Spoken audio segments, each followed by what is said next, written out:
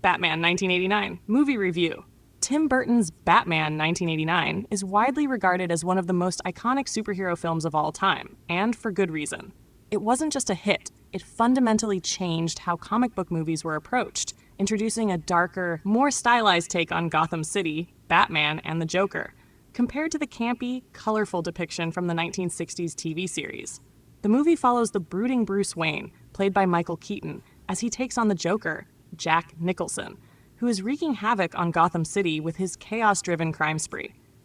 At its core, Batman isn't just about the physical battles, but also about the emotional and psychological conflict within Wayne himself. The plot? The story kicks off with the Joker's criminal empire taking shape, as he uses his sadistic sense of humor and violence to gain power. Meanwhile, Bruce Wayne, haunted by the tragic death of his parents, is leading a double life as the dark, mysterious figure known as Batman. He's not just a vigilante, he's a symbol of fear for Gotham's criminals. As Batman, Bruce must confront his own inner demons while grappling with his complex relationship with Vicky Vale, Kim Basinger, a reporter who has uncovered his secret identity. Their budding romance adds an extra layer of depth to Bruce's character, as he struggles to balance his responsibility as Batman with his humanity. As the Joker's reign of terror intensifies, he reveals his plan to destroy Gotham with an industrial toxin, all the while having a personal vendetta against Batman. The movie crescendos with the final showdown between Batman and the Joker, where the fate of Gotham lies in the balance. Characters and actors. Batman is, of course, defined by its two central characters, Bruce Wayne, Batman, and the Joker. Michael Keaton's portrayal of Bruce Wayne is remarkable in how it presents a tortured soul. His Bruce Wayne is not the suave billionaire playboy seen in other adaptations, but a more introspective and slightly awkward character who often seems lost in his quest for justice. This made Keaton's Batman feel more grounded and relatable. Keaton's casting was somewhat controversial at the time, with fans questioning whether the comedic actor could pull off such a serious, brooding role. But Keaton's performance proved them wrong, adding layers of vulnerability, stoicism, and intense focus to Batman. The duality between Bruce Wayne and Batman is something that Keaton masterfully brings to life, capturing the essence of both the hero and the man behind the mask. Then there's Jack Nicholson as the Joker, a performance that has become iconic in its own right. Nicholson's Joker is a wild blend of menacing and humorous, but there's a lot of depth to the character, which is something many later portrayals of the Joker lack. Nicholson didn't just play the villain. He made the Joker charismatic, unpredictable, and almost sympathetic in his madness. He stole every scene he was in, and it's no wonder that his portrayal has remained a benchmark for future actors taking on the role. Kim Basinger plays Vicky Vale, Gotham's leading reporter and the object of Wayne's affection. Though her character is often overshadowed by the Batman-Joker dynamic, Basinger adds warmth and a human touch to the film, grounding the fantastical elements in real emotion. Themes. The film explores deep themes of duality and identity, as seen through Bruce Wayne's struggle to reconcile his life as a billionaire playboy and his alter ego as Batman. The theme of fear is also prevalent throughout the film, with Batman using the criminal element's fear against them.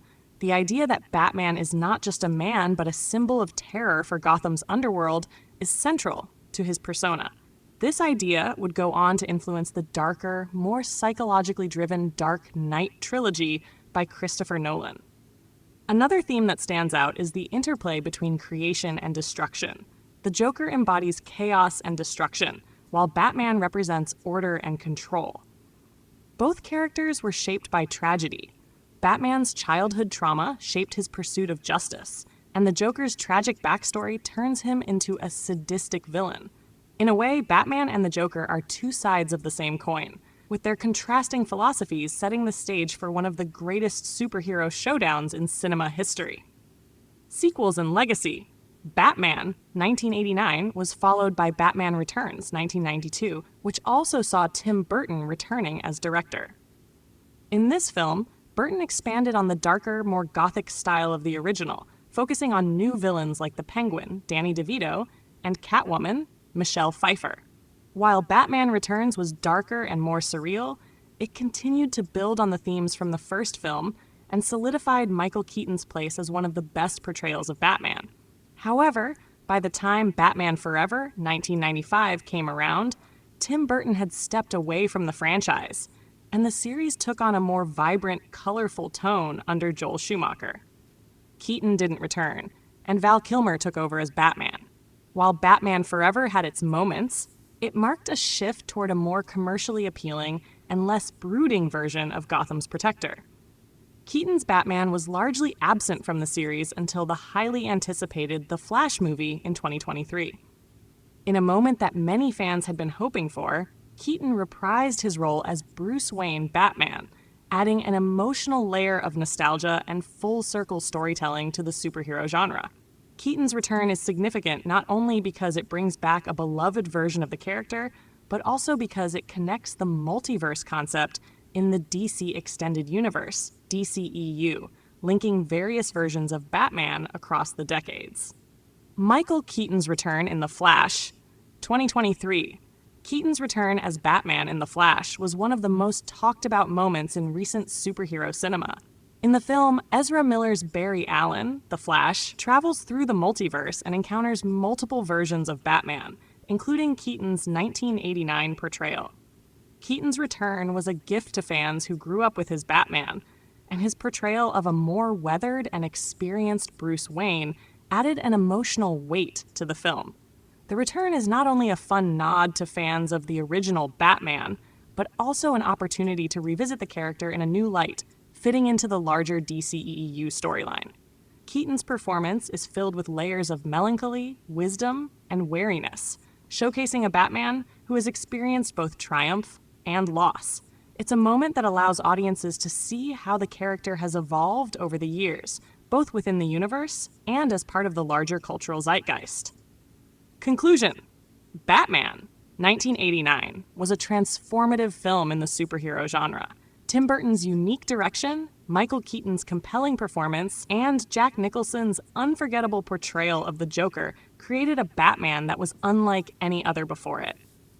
The film set the foundation for not just a successful franchise, but for how comic book movies could be taken seriously. The sequels, especially Batman Returns, continued to push the envelope, but it wasn't until Keaton's return in The Flash, 2023, that fans truly got a chance to relive the magic of the original. Keaton's legacy as Batman remains one of the most influential in the superhero genre, cementing Batman, 1989, as a film that changed everything.